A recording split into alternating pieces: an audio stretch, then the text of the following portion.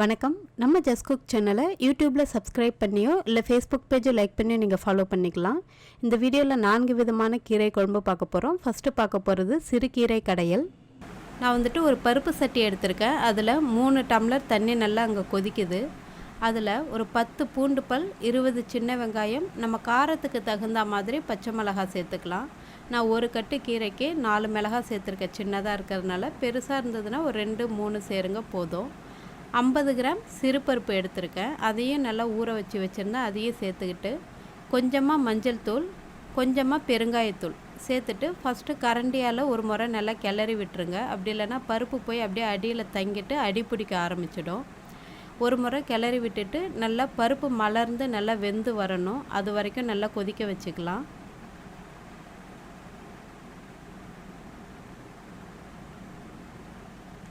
இப்போது பருப்பு நல்லா வெந்துருச்சு. சிறுகீரையை இலையை மட்டும் நான் பறித்து சுத்தம் பண்ணி வச்சுருக்கேன். ஒரு 3 தடவை நல்லா தண்ணியில் சுத்தம் பண்ணிவிட்டு அதையும் இது கூட சேர்த்துட்டு ஒரு 4லேருந்து 5 நிமிஷம் வரைக்கும் வேக வச்சா போதும். இந்த பருப்பு கூட கீரையை சேர்த்து. கீரை கலர் மாறக்கூடாது, அந்த அளவுக்கு பார்த்துக்கோங்க. கலர் ரொம்ப மாறிடுச்சுன்னா பார்க்குறதுக்கும் நல்லா இருக்காது, சுவையும் அந்த அளவுக்கு நல்லா இருக்காது. நான் கல்லுப்பு சேர்க்குறேன் கொஞ்சமாக. இப்போ கொஞ்சமாக சேர்த்து வேக வச்சுக்கலாம். அப்போ தான் நல்லா டேஸ்ட்டாக இருக்கும். நம்ம டேஸ்ட் பார்த்துட்டு கடையும் போது பத்தலை அப்படின்னா இன்னும் கொஞ்சமாக சேர்த்துக்கலாம். அதனால் இப்போ குறைவாகவே சேர்த்துக்கோங்க உப்பை.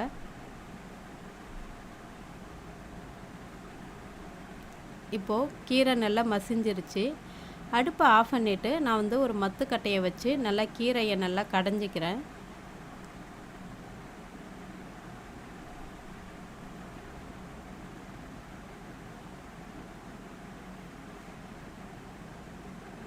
இப்போது கீரை கடையல் ரொம்ப சிம்பிளாக தயாராகிடுச்சு. ரொம்ப டேஸ்ட்டாகவும் இருக்கும். இந்த மாதிரி கீரை முழுசாக இல்லாமல் நல்லா உடஞ்சி கடைஞ்சி இருக்கணும். அந்த மாதிரி கடைஞ்சிக்கிட்டு இதை ஒரு பாத்திரத்துக்கு தனியாக இப்போ நம்ம மாற்றிக்கலாம். இனிமேல் தாளிக்கிறது மட்டும்தான் பாக்கி. அதனால் ஒரு பவுலுக்கு நான் மாற்றிக்கிறேன் ஒரு கிண்ணத்தில்.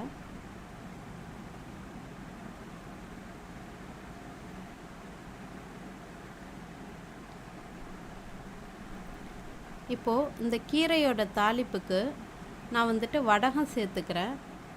ஒரு 2 டீஸ்பூன் அளவுக்கு இங்கே எண்ணெய் சூடு பண்ணியிருக்கேன். சூடு பண்ணிவிட்டு நான் வடகம் சேர்க்குறேன்.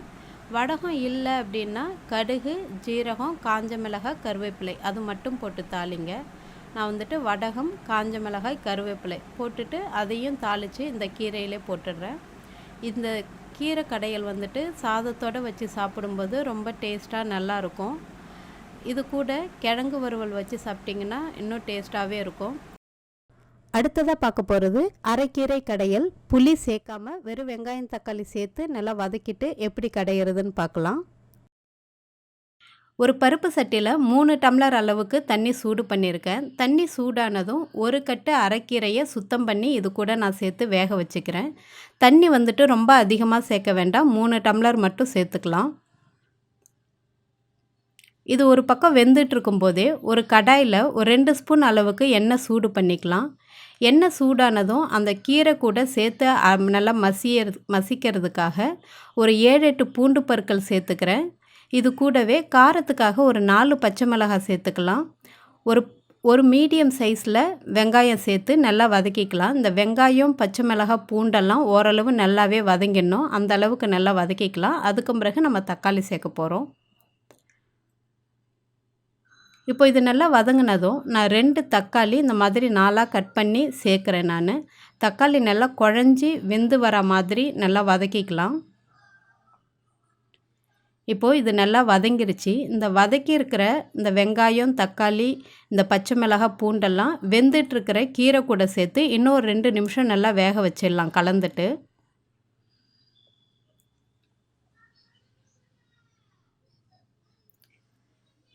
இந்த மாதிரி நம்ம எல்லாத்தையும் வதக்கி சேர்த்து வேக வைக்கிறதுனால இந்த தண்ணியை நம்ம வேஸ்ட் பண்ணிடக்கூடாது. அதனால தான் கீரை வேக வைக்கும்போது ஒரு 3 டம்ளர் அளவுக்கு மட்டும் தண்ணி வைங்க, அதுக்கு மேலே தேவையில்லை. இது ஒரு 2 நிமிஷம் நல்லா கொதிச்சதுன்னா நல்லா கலந்து நல்லா வெந்து வரும். இப்போ கீரையும் நல்லா வெந்துருச்சு.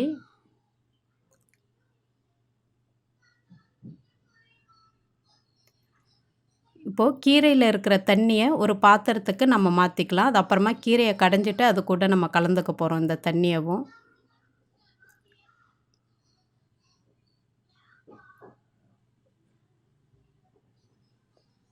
இப்போ இது கீரையில் தேவையான அளவு உப்பு சேர்த்து நல்லா ஒரு மத்து வச்சு நல்லா கடைஞ்சிக்கோங்க. நீங்கள் எப்படி கடைவீங்களோ மிக்ஸியோ இல்லை மத்தோ இந்த மாதிரி வச்சு நல்லா மசிச்சுக்கலாம். இப்போது நல்லா கீரையை நல்லா மசிச்சாச்சு. இந்த மாதிரி மசிஞ்ச கீரையை நம்ம எடுத்து வச்சுருக்கிற தண்ணி கூட சேர்த்துக்கலாம்.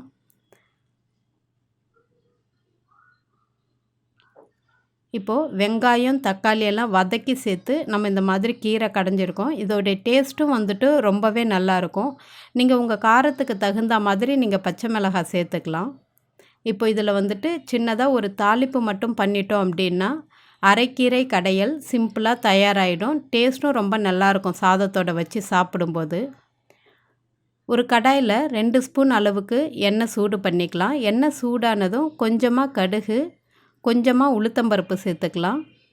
ஜீரகம் ஒரு 1/2 டீஸ்பூன் சேர்த்துக்கலாம். இது நல்லா பொரிஞ்சதும் கீரை வந்துட்டு ரொம்ப காரமாக இருந்துச்சுன்னா ஒரே ஒரு மிளகாய் சேர்த்துக்கோங்க. காரம் கம்மியாக தெரிஞ்சதுன்னா இன்னும் 2 காஞ்ச மிளகாய் கூட உடச்சி சேர்த்துக்கலாம். ஒரு கொத்து கருவேப்பிலை சேர்த்து இதையும் நம்ம கீரை கூட சேர்த்துட்டா சுவையான கீரை கடையல் தயாராகிடுச்சு. இதே போல் நீங்கள் முளைக்கீரையில் கூட செய்யலாம். ரொம்ப டேஸ்ட்டாக நல்லாயிருக்கும்.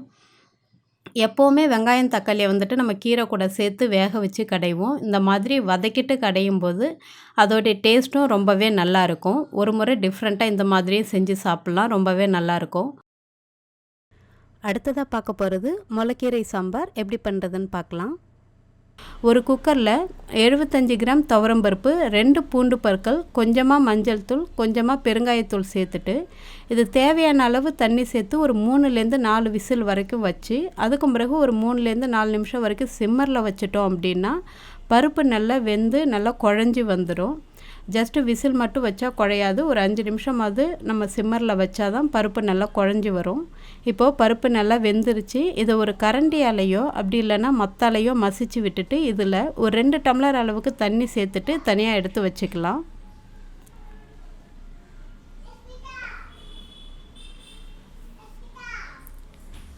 இப்போ எப்படி தாளிக்கிறதுன்னு பார்க்கலாம். ஒரு கடாயில் 2 ஸ்பூன் அளவுக்கு எண்ணெய் சூடு பண்ணியிருக்கேன். எண்ணெய் சூடானதும் கடுகு, இது கூட கொஞ்சமாக ஜீரகம் சேர்த்து நல்லா பொரிச்சிக்கலாம். கடுகு ஜீரகம் பொரிஞ்சதும் ஒரு மீடியம் சைஸ் வெங்காயம், காரத்துக்காக ஒரு 3 பச்சை மிளகாய் சேர்த்துட்டு ஒரு கொத்து கருவேப்பிலை சேர்த்து நல்லா வதக்கிக்க போகிறோம். வெங்காயம் வந்துட்டு ரொம்ப நல்லா வதங்கணுன்ற அவசியம் இல்லை, லேசாக வதங்கினா போதும். இது கூட ஒரு மீடியம் சைஸ் தக்காளி சேர்த்துருக்கேன். சின்னதாகவோ அப்படி இல்லைன்னா மீடியம் சைஸாக சேர்த்துக்கோங்க. ரொம்ப பெரிய தக்காளி சேர்க்க வேண்டாம். கொஞ்சமாக உப்பு சேர்த்து தக்காளி குழையிற வரைக்கும் நல்லா வதக்கிக்க போகிறோம்.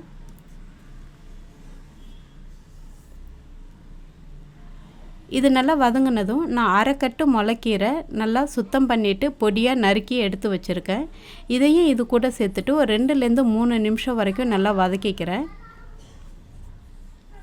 இந்த மாதிரி கீரை சாம்பாருக்கு நம்ம பாதி அளவு வந்துட்டு கீரை சேர்த்தா போதும். 1/2 கட்டு கீரை சேர்த்தா போதும். 1 கட்டு சேர்க்கணுன்ற அவசியம் இல்லை. பருப்பும் கீரையுமா இருந்தால் தான் வந்துட்டு டேஸ்ட்டாக நல்லாயிருக்கும் சாம்பார் சாப்பிடும்போது. அதனால் 1/2 கட்டு மட்டும் சேர்த்தா போதும். நான் காரத்துக்கு பச்சை மிளகாய் மட்டும்தான் சேர்த்துருக்கேன். இப்போது இது 2 நிமிஷம் வதக்கிட்டு நம்ம கடைஞ்சி எடுத்து வச்சுருக்கிற பருப்பையும் இது கூட சேர்த்து உப்பு தேவையான அளவு சேர்த்து ஒரு 4 நிமிஷம் நல்லா கொதிக்க வச்சுட்டா கீரை சாம்பார் சிம்பிளாக தயாராகிடும். இதில் காரத்துக்காக நான் தனியாக மிளகாத்தூள் எதுவும் சேர்க்கறதில்ல. இதில் சேர்த்துருக்கிற பச்சை மிளகாய் மட்டும்தான். நீங்கள் தேவைப்பட்டால் சாம்பார் தூளை மிளகாத்தூளை சேர்த்துக்கலாம். ஆனால் இந்த மாதிரி நல்லா க்ரீனிஷாக அழகாக டேஸ்ட்டாகவும் இருக்கணும் அப்படின்னா வெறும் பச்சை மிளகாய் மட்டுமே சேர்த்துக்கோங்க. சாம்பாரும் நல்லா வாசனையாக டேஸ்ட்டாக நல்லாவே இருக்கும். இப்போ இது ஒரு 4 நிமிஷம் நல்லா கொதிக்க வச்சிடுறேன்.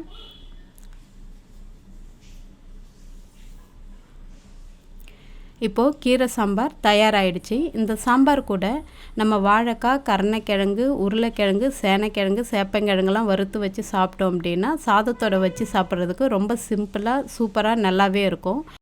நம்ம கடைசியாக பார்க்க போகிறது ரொம்பவே வாசனையான முருங்கைக்கீரை சாம்பார் தான். ரொம்ப எளிமையாக எப்படி பண்ணுறதுன்னு பார்க்கலாம். ஒரு குக்கரில் 50 கிராம் துவரம்பருப்பு, கொஞ்சமாக மஞ்சள் தூள், 15 சின்ன வெங்காயம், ஒரு தக்காளி, ஒரு 4-5 பூண்டு பற்கள் சேர்த்துருக்கேன். இது கூடவே கொஞ்சமாக பெருங்காயத்தூள் சேர்த்துட்டு தேவையான அளவு தண்ணீர் விட்டு ஒரு 3லேருந்து 4 விசில் வரைக்கும் நம்ம வேக வச்சு எடுத்துக்கலாம் பருப்பை. இது வேகிற நேரத்தில் நான் முருங்கைக்கீரை மொதல் நாளே சுத்தம் பண்ணி இந்த மாதிரி ஈரம் இல்லாத டப்பாவில் போட்டு ஃப்ரிட்ஜில் வச்சுருந்தேன்.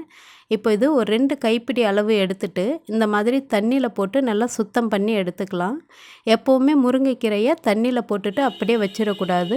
போட்டுட்டு உடனேவே அதை நல்லா அலசிட்டு எடுத்துடணும். உங்களுக்கு டஸ்ட்டு எந்த அளவுக்கு இருக்குதுன்னு பார்த்துட்டு கீரையில் ஒரு 2 முறை இல்லாட்டி 3 முறை நல்லா சுத்தம் பண்ணி இந்த மாதிரி வடிகட்டியில் எடுத்து வச்சுருங்க, ஈரம் போகிற மாதிரி.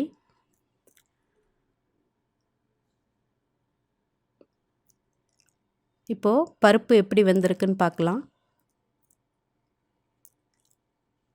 இப்போ இந்த பருப்பை நான் இந்த மாதிரி ஒரு மத்தால வச்சு நல்லா கடைஞ்சி எடுத்துக்க போகிறேன். மத்து இல்லை அப்படின்னா கரண்டியால் கூட லைட்டாக இந்த மாதிரி நல்லா மசிச்சு விட்டுடுங்க. இது மசித்ததும் இந்த அளவுக்கு தேவையான அளவு நம்ம தண்ணி சேர்த்துக்கலாம். நீங்கள் சாம்பாருக்கு எந்த அளவுக்கு தண்ணி சேர்ப்பீங்களோ அதுக்கு தகுந்த மாதிரி தண்ணி சேர்த்துக்கோங்க. இந்த கீரை சாம்பார் கொஞ்சம் தண்ணியாக இருந்தால் நல்லா வாசனையாகவே நல்லா டேஸ்ட்டாக நல்லாயிருக்கும். இப்போ தண்ணி சேர்த்துட்டு குழம்பு மிளகாய்த்தூள் காரத்துக்காக ஒரு 1½ ஸ்பூன் அளவுக்கு சேர்த்தாலே போதும். ரொம்ப அதிகமாக காரம் சேர்க்க வேண்டாம். கரெக்டாக 1 ஸ்பூன் சேர்த்துட்டு அதுக்கு பிறகு ஒரு 1/2 ஸ்பூன் அளவுக்கு குழம்பு மிளகாய்த்தூள் சேர்த்துட்டு இதோடைய பச்சை வாசனை போகிற வரைக்கும் ஒரு 5 நிமிஷம் நான் கொதிக்க வச்சிடுறேன். இந்த மசாலாவுடைய பச்சை வாசனை போகிற வரைக்கும். பச்சை வாசனை போனதும் ஒரு 2 கைப்பிடி மட்டும் முருங்கை இலை சேர்த்துக்கலாம். நம்ம கீரை ரொம்ப அதிகமாக சேர்க்கக்கூடாது. முருங்கைக்கீரை சாம்பாரை பொறுத்த வரைக்கும் நிறைய சேர்த்துட்டோம் அப்படின்னா ஒரு மாதிரி குழம்பும் நல்லா தடன்னு இருக்கும். அங்கங்கே நிறைய கீரை தெரிகிற மாதிரி இருக்கும். இந்த மாதிரி கம்மியாக சேர்த்துட்டு ஒரு 3லேருந்து 4 நிமிஷம் வரைக்கும் நல்லா வேக வச்சுக்கலாம். நீங்கள் கீரை சேர்த்த பிறகு அதிக நேரம் வேக வச்சிங்க அப்படின்னா குழம்பு நேராக லைட்டாக கசக்கிற மாதிரி தெரியும். இப்போது இந்த குழம்புக்கு தேவையான அளவுக்கு கொஞ்சமாக கல் உப்பு சேர்த்துட்டு நல்லா ஒரு கொதி வந்ததும் எடுத்துட்டு இப்போ நம்ம தாளிக்க ஆரம்பிச்சிடலாம். இந்த மாதிரி ஒரு தாளிப்பு கரண்டியில் 2 ஸ்பூன் அளவுக்கு எண்ணெய் சூடு பண்ணிவிட்டு காரத்துக்காக ஒரே ஒரு மிளகாய் நான் உடச்சி சேர்த்துருக்கேன். இது கூடவே நான் தாளிப்பு வடகம் கொஞ்சமாக சேர்த்து நான் தாளித்து அந்த சாம்பார் கூட சேர்க்க போகிறேன். வடகம் இல்லை அப்படின்னா கொஞ்சமாக கடுகு, ஜீரகம், ஒரு 2 பூண்டை தட்டிட்டு சேர்த்துக்கோங்க. ரொம்பவே வாசனையாக நல்லாயிருக்கும். இப்போது ரொம்பவே சூப்பரான நல்லா கமகமன்னு முருங்கைக்கீரை சாம்பார் தயாராகிடுச்சு. இந்த சாம்பாருக்கு எப்போவுமே கீரை கம்மியாக தான் சேர்க்கணும். அதே மாதிரி குறைவான நேரம் தான் வேக வைக்கணும். நீங்களும் ட்ரை பண்ணி பார்த்துட்டு எப்படி இருந்துச்சுன்னு சொல்லுங்கள். நம்ம சேனலை இது வரைக்கும் நீங்கள் சப்ஸ்கிரைப் பண்ணலை அப்படின்னா வீடியோவுக்கு கீழே இருக்கிற சப்ஸ்கிரைப் பட்டனையும் ப்ரெஸ் பண்ணிக்கோங்க. பக்கத்தில் இருக்கிற பெல் பட்டனையும் ப்ரெஸ் பண்ணிக்கோங்க. நன்றி, வணக்கம்.